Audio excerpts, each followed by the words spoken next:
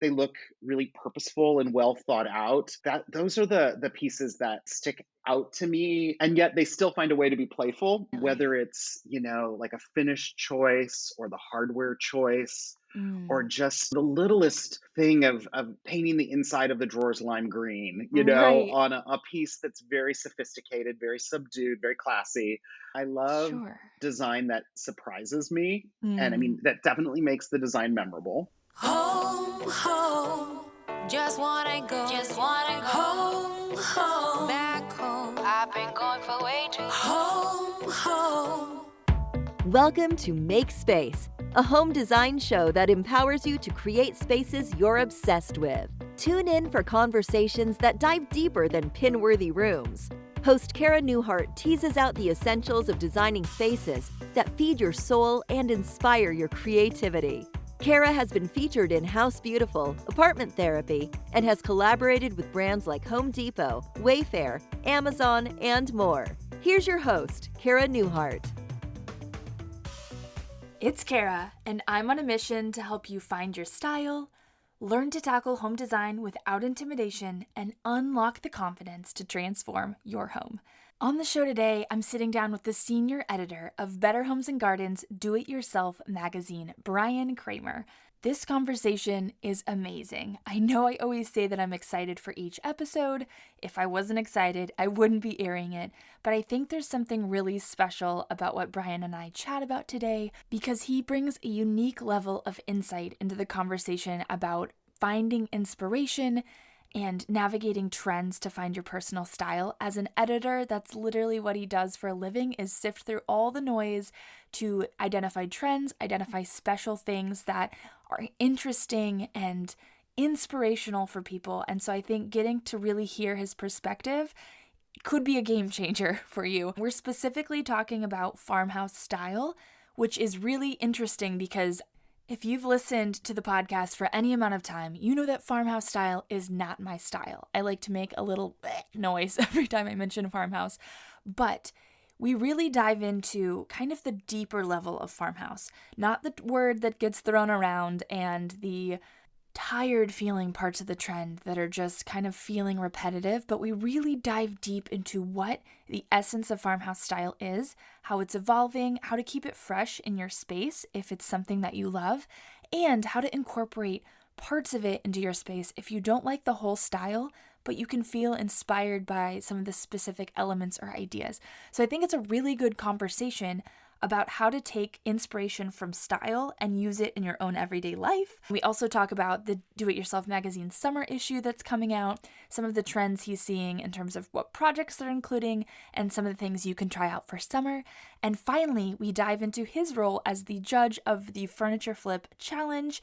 He talks about his process with his team for how they're going to pick the winner, some things to be mindful of, like sharing your story and your process along with your before and afters, and also kind of how the modern farmhouse style plays into the flipping category of this challenge. So if you're participating in this challenge along with us, be sure to listen to the end because you're going to get a peek behind the curtain into how he's picking the winners and what you need to do to potentially be chosen. So let's dive into this conversation with Brian, and I hope you leave feeling as energized and inspired as I did.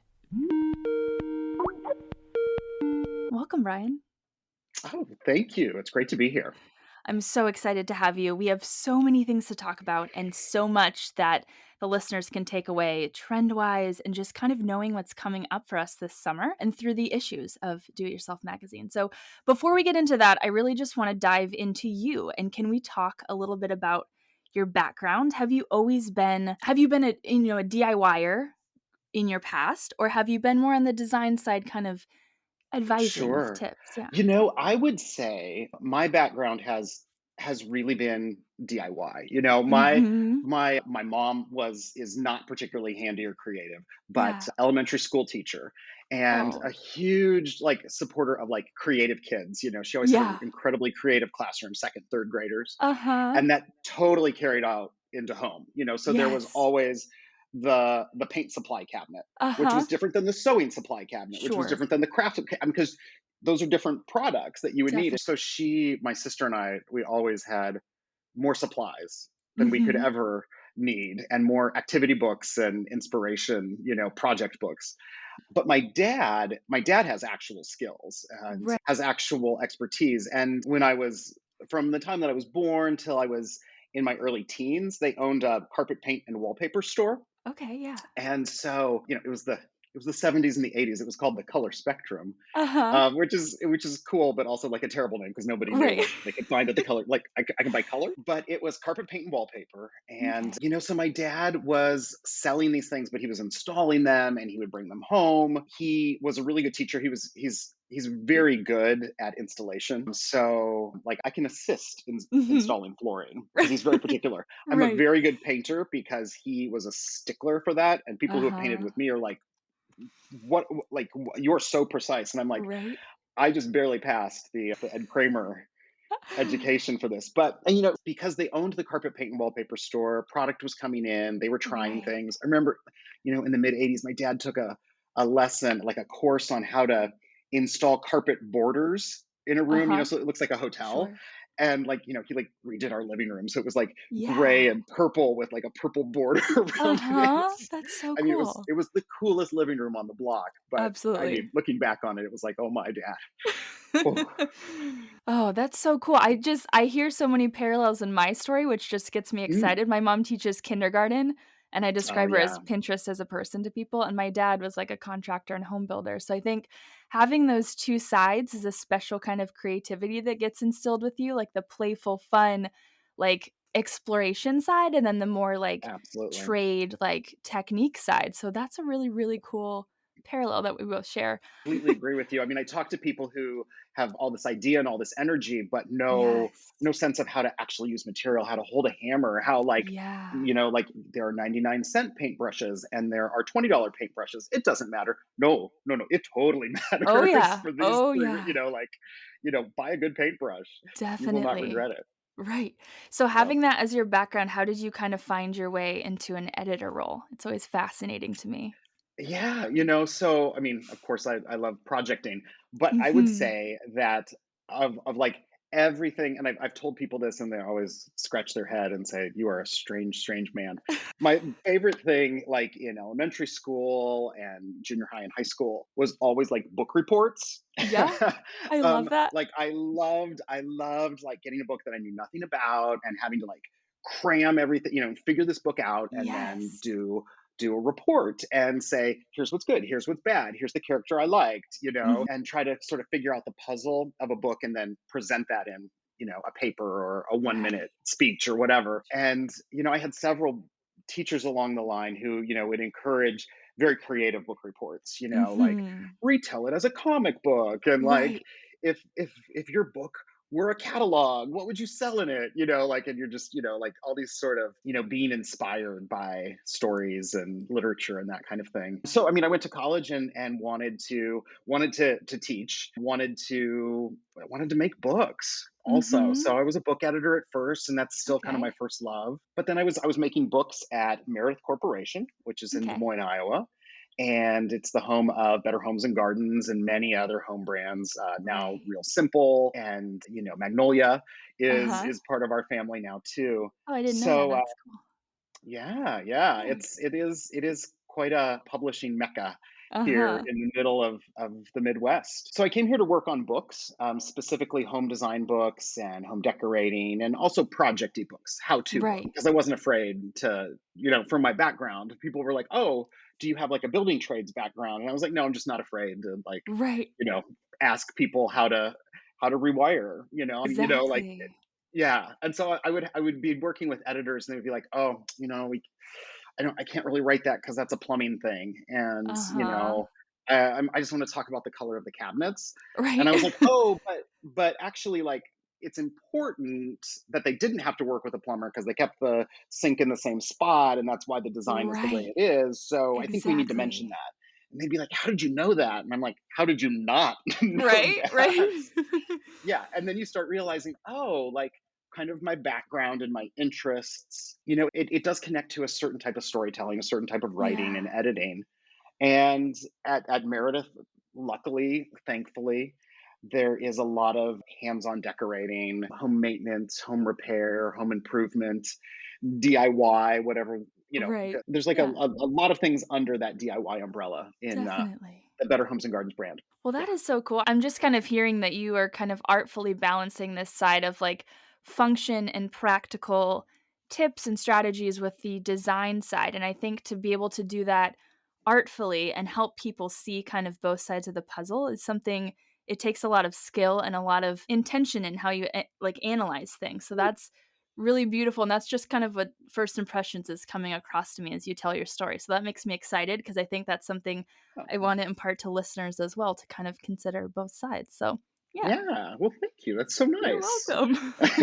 I know that with Better Homes and Gardens Do It Yourself, you have two new issues that are going on sale at the end of April. So I think it'd be fun to kind of unpack these a little bit and maybe get a preview for some of the topics and trends that are happening going into summer. But the first issue is the Farmhouse Do It Yourself issue. So this is like kind of what we're trying to embody with this category of the furniture flip. And I think farmhouse can mean a lot of things. So, can we first just start by Absolutely. breaking down some of the staple elements of this style?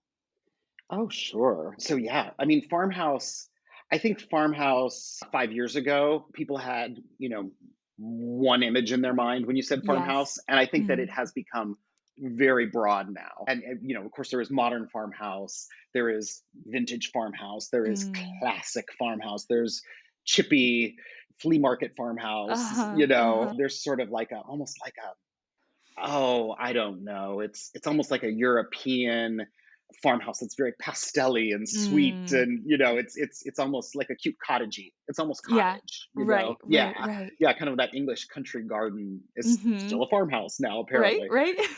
Yeah. So I mean, I think I'm always interested in labels, but at the same Mhm. point, I also don't care because Right. Sure. because clearly there's something in this world of farmhouse that's really resonating with people.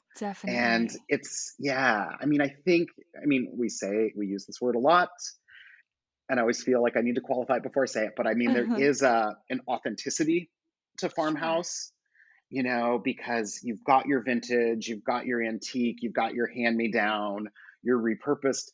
But even in like the new things, there's a certain authenticity to those, Mm. the ceramic, I mean, Yeah. even when you go to Target and you're in the Magnolia Hearth and Home section and you hold one of their mugs, there is an integrity to that. Yeah. Like Sure. you're in Target and it's a $5 mug, but like it's like, oh, this feels like it was crafted, like Mm. this isn't a $1 mug.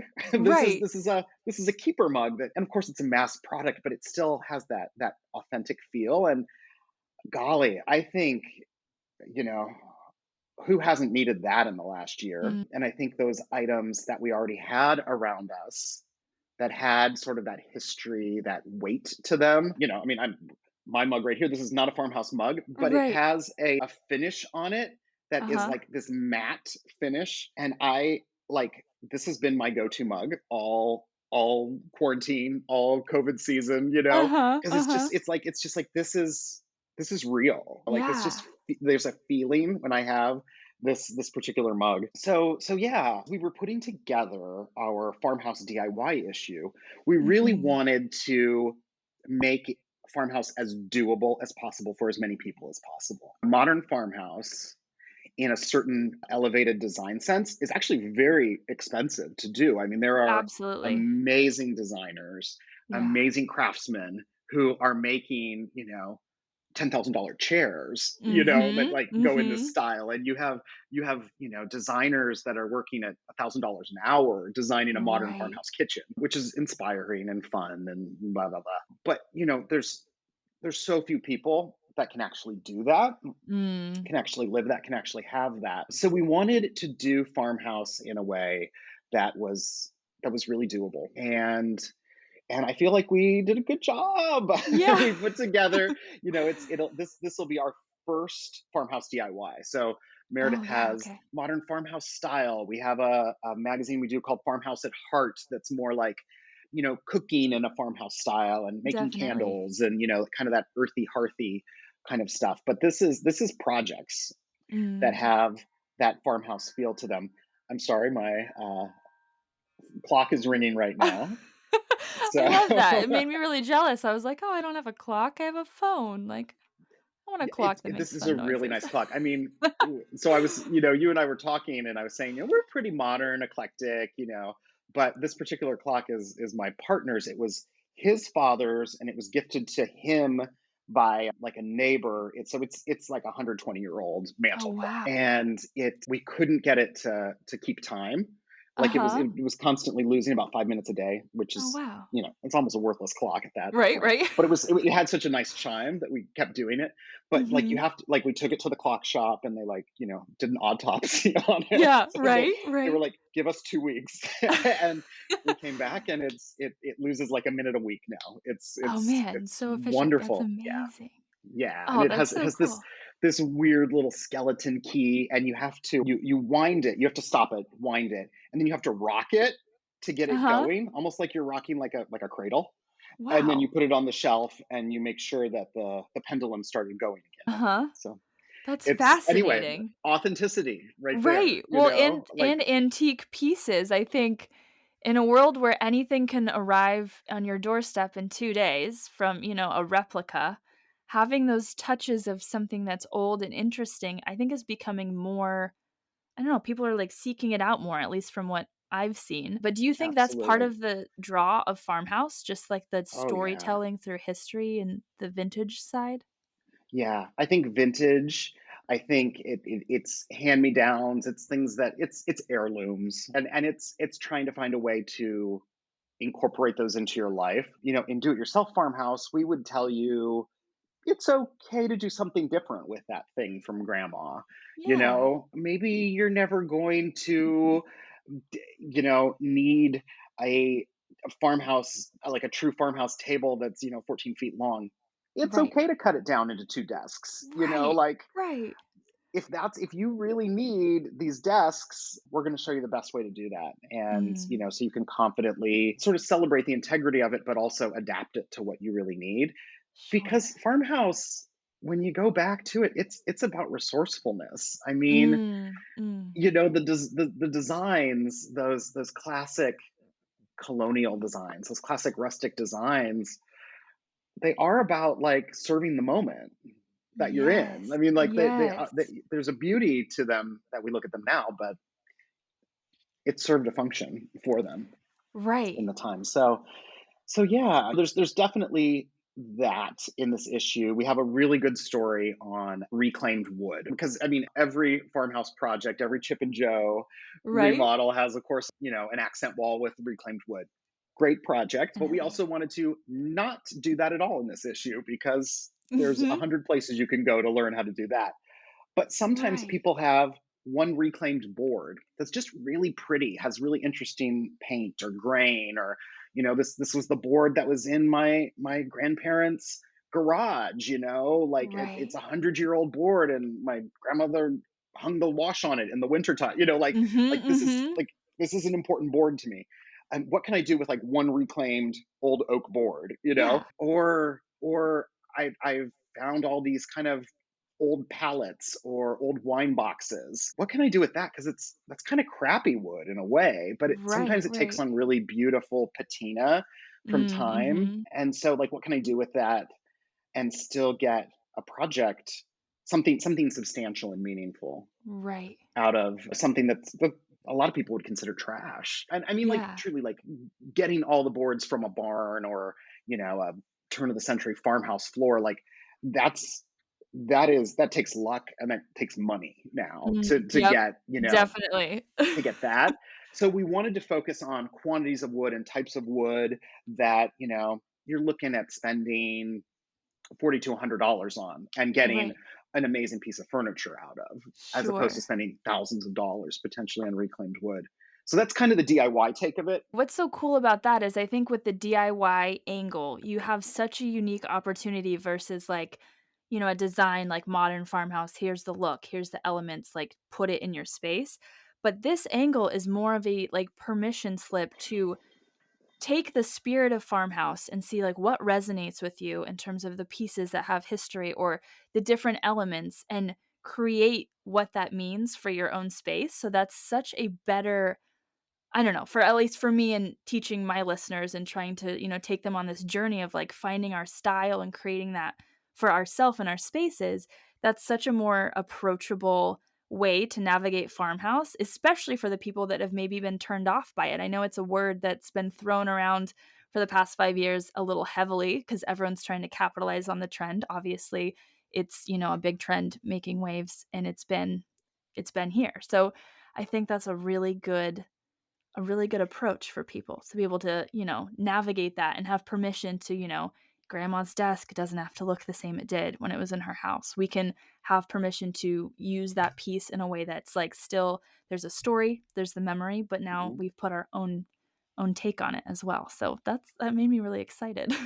Yeah, absolutely. You and I were talking off mic about this, and neither of Yeah, us are really farmhouse or modern farmhouse people. definitely, Like definitely. we're design people. We know the Yeah. language, we know the Uh-huh. players Yeah. in this, but like in our own personal lives, it's not really necessarily our wheelhouse, our Mhm. go-to. Mhm. Um, but like you say, there are things about the style that are really lovable and that are really inspirational. And I hope in this issue really doable for people, Mm. not that they have to save up for it, because I think that, DIY is about like doing it now, doing it this weekend. Yeah. It's not about putting it off. It might be putting off your $100,000 kitchen remodel, but it Uh-huh. is definitely like, can you spend $2,000 this month on the kitchen? Are Right. you ready to do it? Here's how much better we can make your kitchen for Right. $2,000. And some sweat equity. Uh-huh, And that's uh-huh. that's that's always been the energy behind Do It Yourself, which Mm. as is a quarterly publication that Better Homes and Gardens has put it out as a quarterly for 28 years. Oh, But yeah. like Better Homes and Gardens, like the first issue of Better Homes and Gardens had an illustrated DIY in it of how to Wow. fix a leaky faucet Oh my goodness. using like a rubber gasket. Uh-huh. Like it wasn't even a rubber gasket, like you got a piece of rubber Uh-huh. and you Like, straight cut. up got your own rubber and created a DIY Yeah, gasket to and then fix you the stuck faucet. it in there and it showed how to do it. And like you're looking at it and you're like, I think I could do it, even though this is like Yeah. plumbing. I mean, this is the Right. first issue, so this is 1924. Uh-huh. 1924 was the first issue. I might be wrong. It might be Wow. 1922. We're getting really Mhm. close to 100 years though of Right. Better Homes and Gardens. Right. But the very So first issue wild. had DIY projects in it. And the Wow. very first special issue that they did 54 years ago, like just on a standalone topic. Well, they Mhm. did food, but the very first Uh-huh. home standalone issue that they did was DIY projects. It was Wow. like 385 DIY projects, and it Uh-huh. sold for like 69 cents. Right, And it right. yeah, yeah, and That's it so it sold. fascinating. Yeah, it was crazy successful, and they've always, just whether it's DIY decorating, whether it's choosing it yourself, whether it's putting your own sweat equity into it, whether Sure. it's maintaining it yourself, like they've always tried to empower people, women first and Uh-huh. foremost. I mean, Uh-huh. Right. Better Homes and Gardens is a family brand, but it Uh-huh. is that we always talk about what does she need, Yeah. well, what does what is she doing now, what is she wanting, Yes. realizing, of course, all the implications of doing that, because not everybody is going to go by the he she binary. Definitely, And definitely. It's more and nuanced. we have lots of male readers. um Definitely. yes, I mean, the brand has always been about you can do this. That's Yeah. beautiful that there's such a rich history of that intention kind of being there from the very beginning and having that evolve through, as things change, there's new opportunities for special editions or new issues. So, is this like a one-time issue or is this going to be an ongoing till the trend is dead? Well, If it ever will be, I don't think trends ever really die. yes, I would say that my boss is going to say we're going to go with this Yeah, until we can't go anymore. This is the premiere issue of Farmhouse sure. DIY. We have high hopes for it. We're going to see how it goes. The group that I'm in, the special interest publication group, we have the opportunity to move a little more quickly and as you say, dedicate to something that we're seeing out in the marketplace. And Right. so this farmhouse thing started for us about 5 years ago. Is like people are saying the word farmhouse a lot. A Let's just lot. put out an issue, call it farmhouse style, and see how it does. It Yeah. did amazingly well. We now do 3 issues a year of Modern Farmhouse Style. We do this Farmhouse at Heart. We Mm. do Country Home magazine 4 times a year, which Uh-huh. has a definite overlap with that too. So Right. Yeah. Well, one of the things that's so cool is you are in the position of expertise when it comes through sifting through all kinds of inspiration to really curate and find, important pieces of something. So do you have maybe tips for just kind of the everyday girl who's maybe she went all out with chippy paint, maybe she really mm, embraced farmhouse and is kind of feeling tired of it and just wants a fresher take on it. Just some tips for keeping it kind of fresh and interesting? right, right. That was one of the challenges of working on Farmhouse DIY was people know Right. this style. People have their impressions of it. They have Right. their looks that they follow, their influencers, bloggers, whatever you want to call them, Mm. who sort of like, oh, they like that's my thing. But and I mean, we could be getting towards the end of the height of this popularity, but it could go Sure. on. I think that it does go on if we allow it to to evolve a little bit, allow Mm, it there to mhm. be more personality, so we're not just all repeating, Right. shiplap walls. So yeah, I mean, I would say one thing I love about Farmhouse is it's gotten people to have a new appreciation of neutrals. Okay, Uh-huh, so uh-huh. it's not just that there's one white, but there's a range of whites. And Yes. actually white and off-white and cream and wheat and khaki and Uh-huh. everything can actually work together really beautifully. Like you don't have to have just Definitely. one. I mean, Mm. like yes, there's a beauty in finding this is my white Right. and using it, but you can mix some of those neutrals into this really lovely flexible sort of world. I love that. Mm. That Mhm. also can turn into a snooze if that's all you do. Yeah. Oh, yeah.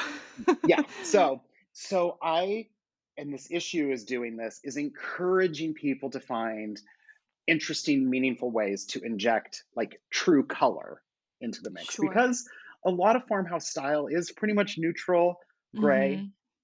maybe Right. a little pop of sagey green, Uh-huh. you know, Very muted navy green, blue. yeah.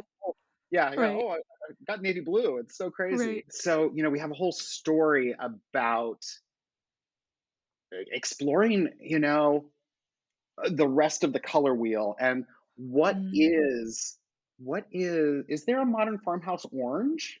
I mean, Right?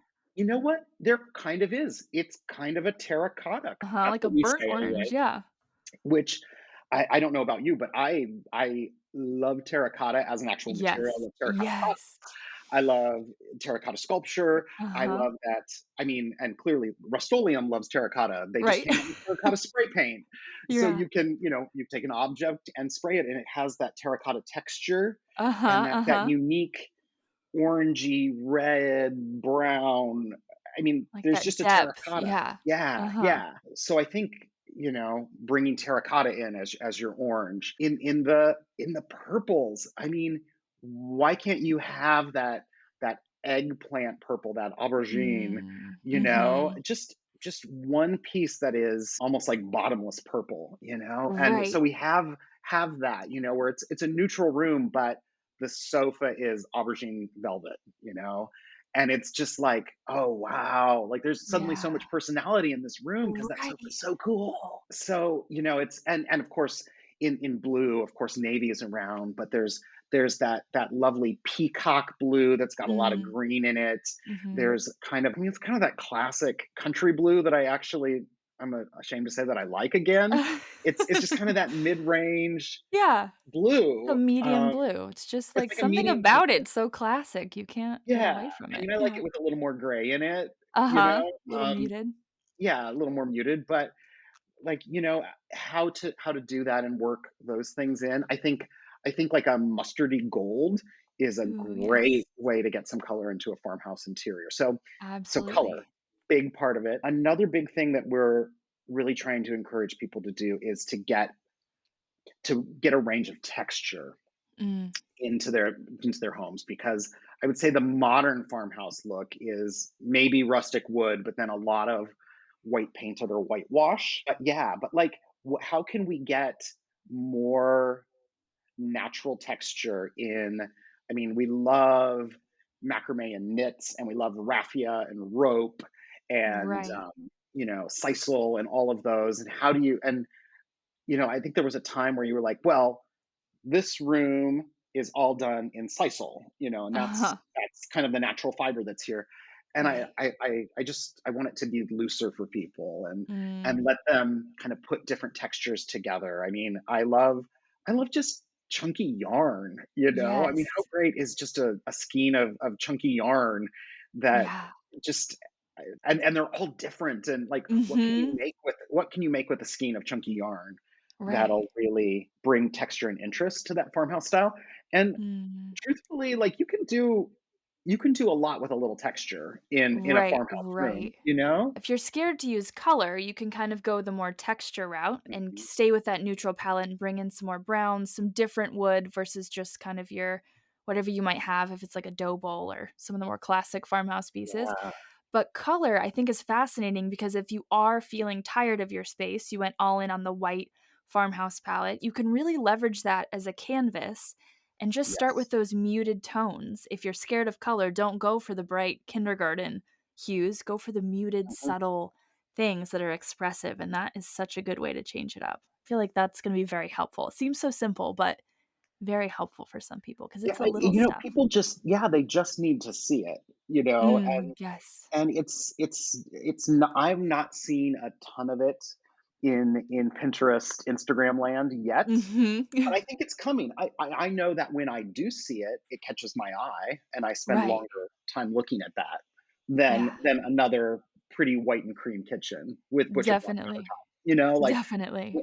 it's when I see that eggplant piece in the mix, when I see that peacock blue, Mm. door, that I'm just like, oh, well, that That's new. is, Yeah, yeah. that's different. Yeah. I like that. Well, shifting gears a little bit, there's another issue coming out that is the summer issue. So this Mhm. is all about kind of like the outdoor living and we have so much more space to do projects because it's warm. So this is like obviously a time to take on, your yard, take on messier projects that you can hose your driveway down after. But what are some of like the most exciting topics you're covering in this issue? Yeah, so April 30th is a big day for me. We've It got is. as you said, we've got the farmhouse DIY, but then we also have do it yourself summer that comes out that same day. Newsstands everywhere. And also you can order just single issues at Oh, magazine.store, which oh, is very nice. cool if you can't get to a newsstand or you're not a subscriber. You Yeah. can subscribe at Hmm. magazine.store. You can also get single issues and you can get digital issues if that's your Oh, thing. that's so cool. Um, I'll but in link the that in DIY the show realm, notes. people actually do love to have the physical thing Uh-huh. because we have plans, we have steps, we have Right. how-tos, we have material lists. And even though we're on our phones, golly, it's nice to Mm, have that. Here are the 5 steps I have to do. Here are the 5 things I have to buy. It's right? almost like I love the satisfaction of a checklist. I mean, Me too, me yeah. too. I mean, I have a list app on my phone, which I like, but God, I still like a list. Checking it off, So yeah. yes, summer DIY. I always love our summer issue. It always comes out actually fairly early. It always comes out the end of April, and we're working on it, in the middle of winter. Uh, Uh-huh, so that feels weird sometimes, yeah. totally, totally weird. And usually all the outdoor stuff was shot the previous summer. So you're like Right. looking back, but looking forward. And it's Uh-huh. cold outside, and you're like, what is Very my life? confusing emotionally, yeah.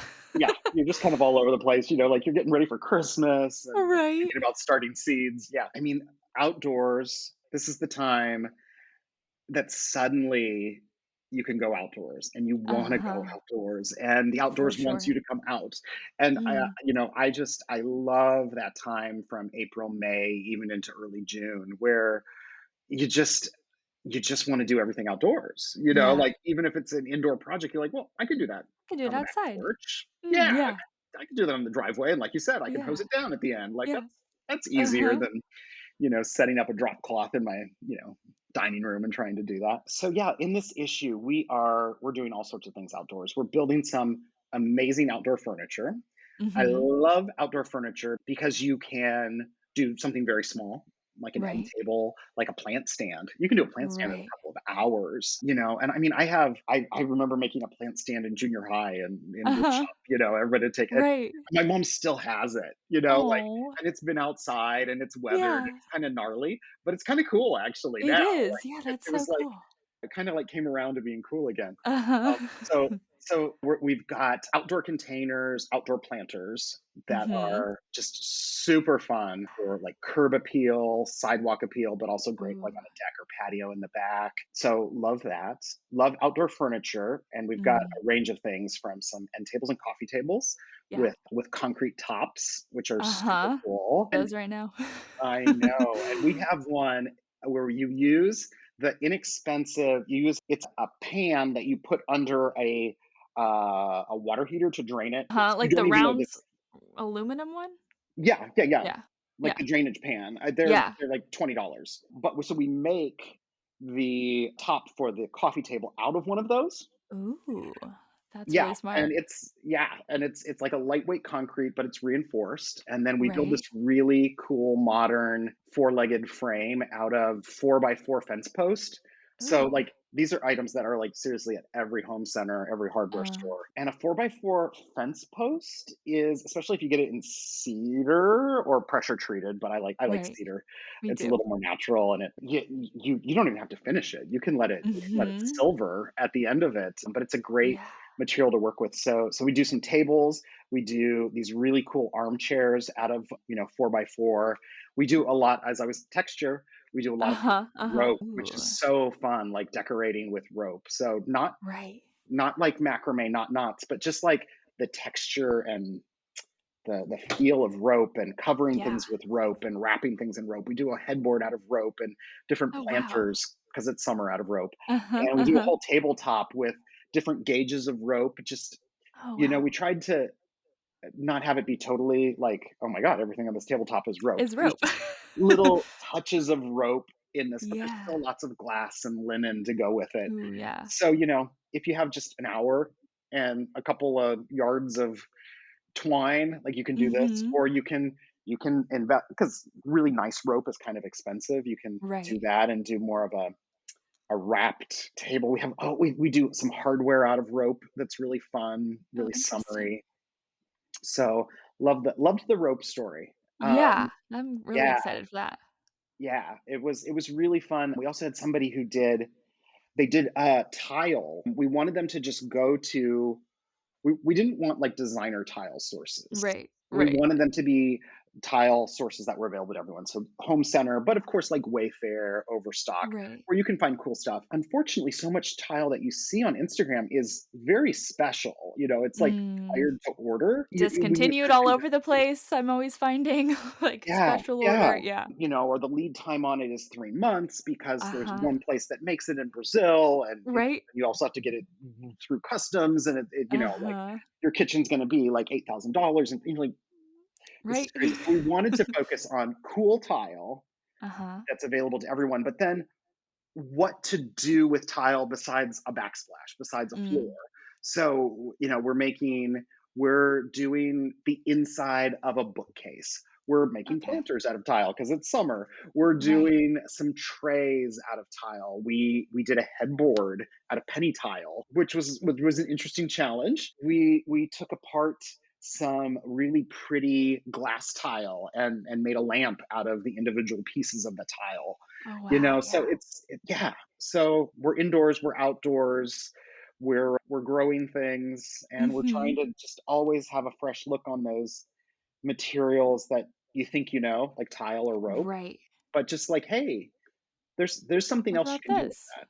Yeah. Yeah. I like that so much, and that to me is just some of the really big value of the magazine is, like, Mm, on Pinterest, you kind of see the same things over and over again, so I think for a lot of the everyday girls who are, on Pinterest to find trends, like, it's beautiful, but to really dive deep into, "Okay, what if you did this, and what if you totally flip the whole game and do it this way?" And so to have that creativity modeled for you, not only can you like have a project that you can take and you can do and you can feel guided, but you can also just see that working and then bring that into your own projects and that level of like creativity and exploration. So that's really exciting. I'm hoping everyone's Yeah. getting pumped up for summer and is, like, excited for this issue and to be able to see what's in it, so Yeah, I think that's really well said. I mean that, because there is that question as people making a paper magazine, something that's been mm, around for, a format that's been around forever. Well, not forever, 150 years. yeah. But like why do we need magazines anymore? We've got Pinterest, we've got Instagram. I think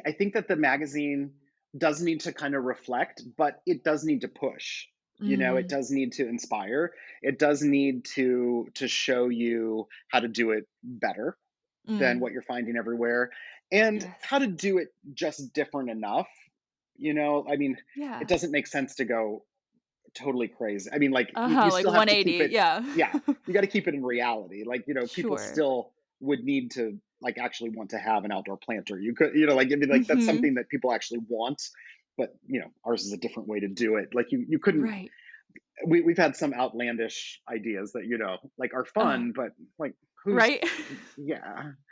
No, I that's mean, yes, you could do a dining table that hangs from the ceiling and all the swings are like, all the seats are swings, right? but like that, How are you like, gonna who's drink your that drink, for? like, while Right. you're swinging? Yeah. Yeah. Yeah, that's gonna be a mess. Like other challenges there, yeah. No, but that's really important because I think when I do, like, design strategies with clients, I tell them to, like, get magazines and cut things out, and a lot of them are like, "That's so old school." And I'm like, "Look, what you're getting with Pinterest is an algorithm telling you what's good. Yeah. What you're getting with a magazine is a team of people who have experience doing this and seeing trends and sifting through all the inspo to really curate an experience and also like specific inspiration that is unique. And so I think there's a place for both. And it's easy to be like screen versus paper, but it's way deeper than that. Mhm. So yeah, huge Good. fan.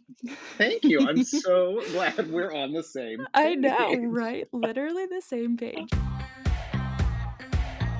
Let's dive a little bit into Furniture Flip. You are our judge for the second season of the Furniture Flip Challenge. Can we talk about maybe just some trends that are catching your eye when you're looking at Mhm. specifically people flipping furniture?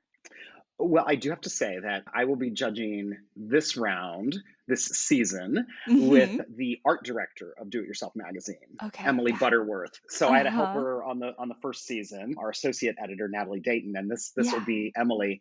And Emily and I love our magazine, and we love Do It Mhm. Yourself, and we love Pinterest and Instagram too much, Yes, and are yes. always sending one another, hey, did you see this person? Did you see this project? Oh my God, can you believe she did Right? this with her spice rack? You Uh, know, which is kind of crazy, that we care that much about, what somebody's doing with, like, the door trim. yeah, yeah. Can you But you have believe to be she invested. Yes, you do. Yes. Yeah. How did she get that idea? So yeah, we are really excited to do this second season. The first season was so much fun and was such a surprise, Yes. the range of Oh, ideas. yeah, absolutely. I mean, I thought that it was going to be a lot of people just finding a piece of furniture at a flea market and covering it with chalk paint, Right. which is a great weekend project. No, no, Definitely. no shade to that. Like, I have done it, and I recommend people do it. Chalk paint, Absolutely. amazing product. Flea markets, so much fun. But these people were the last time they were turning furniture on its side. They were Yes. ripping out the drawers and putting on doors, and they were adding lights to things that didn't have them, and Mhm. it was all looking really cool. Like, it wasn't like Definitely. silly, garish kind of things. It was things that you Very actually want to have much. in your house. I was Uh-huh. impressed with the number of things that, like, oh, I would totally have that in my dining room. Like, Right. that Like, I that's would not put that just in my a house. yeah, yeah. I'd have the first, like, 6 Trading Spaces books Uh-huh. back in the early 2000s that came Uh-huh. out. I was the editor on those books. Oh, wow, And yeah. it was so fun to interact with that team. And that was such an exciting moment for kind of DIY, kind of Uh-huh. really hitting that kind of fun, playful mainstream. And all Yes, these sort of people yes. were DIYing who had never done it because they saw it on Trading Spaces. Uh-huh. But some of the Trading Spaces stuff was, like, not livable. I Right, mean, it right. was plastic flowers on walls, which were kind of stunning in a photo shoot kind of way, but, like, Right. you can't live in a Practical. You bathroom gotta with clean that, like 1,000 silk flowers. Like, that's Right. nasty. But I was so impressed by the practicality of it. And I Yeah. think, so you were saying trends. I love seeing, and I feel like the stuff that is catching my attention the most is the sort of projects that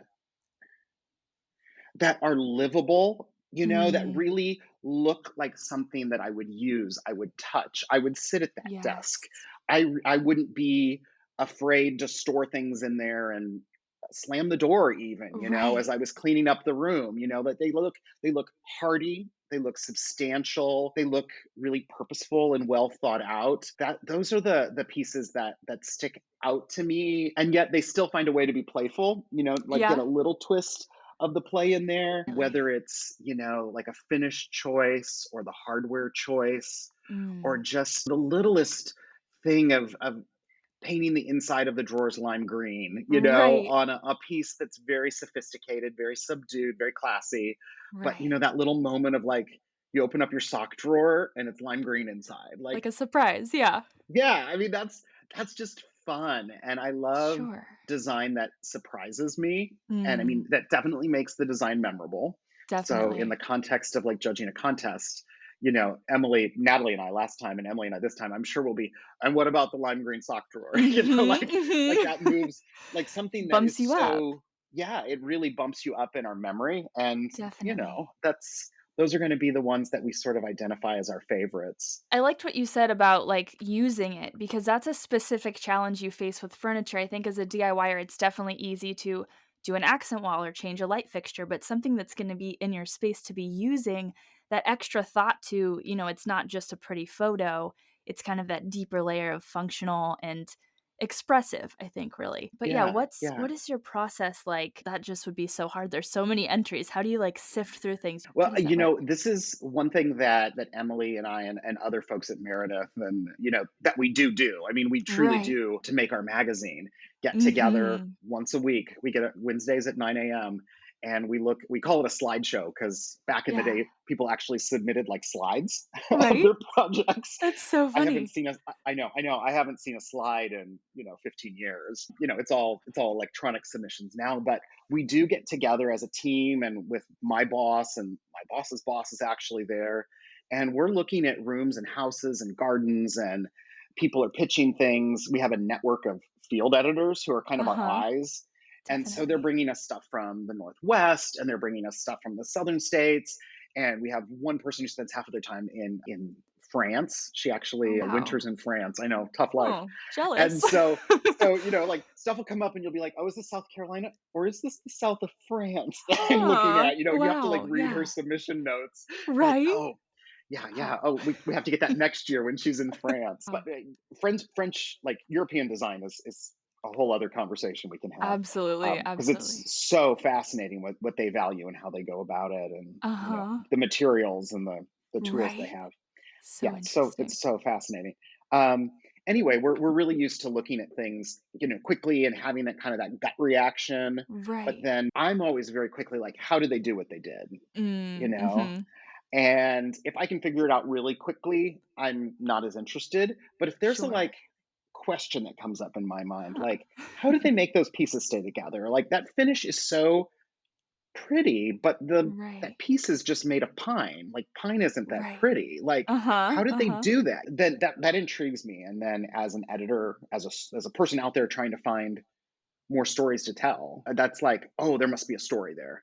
And then I want to Mm. go further. So I would say that half of what when I'm like judging a submission, I'm doing a very quick gut level, like 1 to 5. Just do I like the style? Uh-huh. Like if I saw this in a store, if I saw this on a blog, if I saw this on Instagram, would I put a heart emoji on it? Like that Yeah, kind of thing. yeah. Right. Um, yeah. So it's just kind of a kind of a gut taste check, and then I probably do like a 1 to 5 as somebody who knows a little bit about redoing rooms and redoing furniture, how well I think it's executed. Like, Definitely. does the finish look really well applied? Did they choose good quality hardware? Mm. Does the carpentry look sound? And so, like from that, you kind of get a 0 to 10 score. Mhm. And then I would say that anything that in my mind is at a 7, 8, 9, 10 would be something that Emily and I would then talk about, because there are so many. Emily and I know each other pretty well. We were able to say like, Right. yes, no, yes, no. And then we just sort of said, this is what we like. And we gave a couple reasons of why we liked it. And there was the winner. Yeah, Yeah. really just simple. Yeah, I like the piece about how there's kind of like the design element and then the craftsmanship, and then kind of once you're in like the 7 and 8 range, I think that your story and your process, maybe that's when that really comes into play to kind of put you over the top. And that's like a beautiful lesson just in general in a world where we're swarmed with inspo, like curating and telling a story is kind of what gets you to the next level. So that's really good insight Yeah. for everyone. Yeah. It is that storytelling. It's that surprise. Those are Mhm. the ones that break out of 7 and move into 8 and Yeah. 9s on Yeah. my scale. Yeah, so So everyone listening that's competing, don't just create a beautiful piece.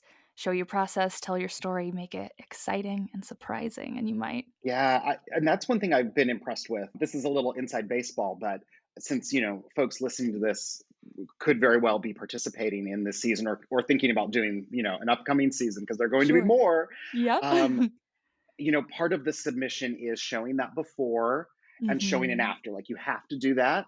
But the smart people put in a few during, they put in an Yes, after, a couple after details that really show off that finish. If they're making it for a definitely. kid's room, maybe a cute little munchkin suddenly shows up, Right, like right. putting something inside the toy box, Uh-huh. and it's that storytelling, that's Definitely. where it becomes like, oh, this is a real piece in a real person's Mm. life that they really invested their heart and their skills in. Yeah, that Yeah, context, that's so true, so good. yeah. Thank you so much for all your time. You had so much amazing insight. I think you're really gonna challenge people's perception of farmhouse, get everyone excited for summer. So I appreciate you coming on Oh, today.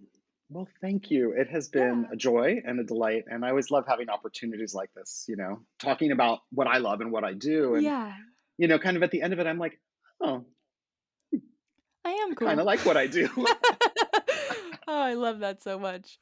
If you're not already, you need to get it together and follow me on Instagram. That's where the party happens every day.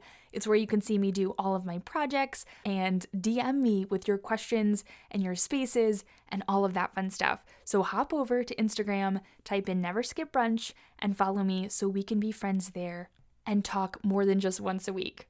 I'm on my way back home.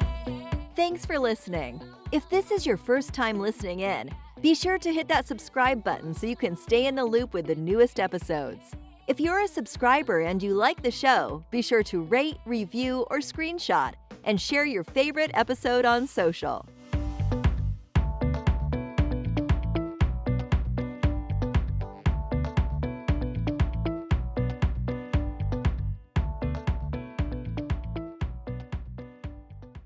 You're listening to this podcast, so I know you've got a curious mind. Here's a helpful fact you may not know yet. Drivers who switch and save with Progressive save over $900 on average. Pop over to Progressive.com, answer some questions, and you'll get a quick quote with discounts that are easy to come by. In fact, 99% of their auto customers earn at least one discount. Visit Progressive.com and see if you can enjoy a little cash back. Progressive Casualty Insurance Company and Affiliates. National average 12-month savings of $946 by new customers surveyed who saved with Progressive between June 2024 and May 2025. Potential savings will vary.